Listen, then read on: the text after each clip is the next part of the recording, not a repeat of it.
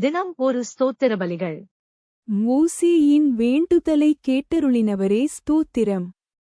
பொன் கன்றுக்குட்டி பாவத்திற்காக மோசே மன்றாடியபோது அவனது வேண்டுதலை கேட்டருளின தேவனே ஸ்தோத்திரம்.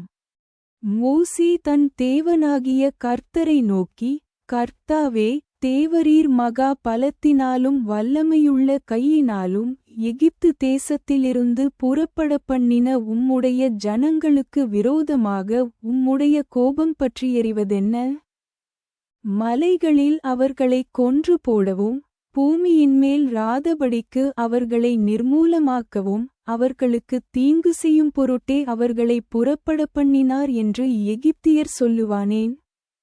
உம்முடைய கோபத்தின் உக்கிரத்தை விட்டுத் திரும்பி, உமது ஜனங்களுக்குத் தீங்கு செய்யாதபடிக்கு அவர்கள் மேல் பரிதாபங்கொள்ளும். உமது தாசராகிய ஆபிரகாமையும் ஈசாக்கையும் இஸ்ரவேலையும் நினைத்தருளும். உங்கள் சந்ததியை வானத்து நட்சத்திரங்களைப் போல பெருகப்பண்ணி, நான் சொன்ன இந்த தேசம் முழுவதையும் உங்கள் சந்ததியார் என்றைக்கும் சுதந்தரித்துக் கொள்ளும்படிக்கு அவர்களுக்குக் கொடுப்பேன் என்று உம்மைக் கொண்டே அவர்களுக்கு ஆணையிட்டுச் சொன்னீரே என்று கெஞ்சி பிரார்த்தித்தான்.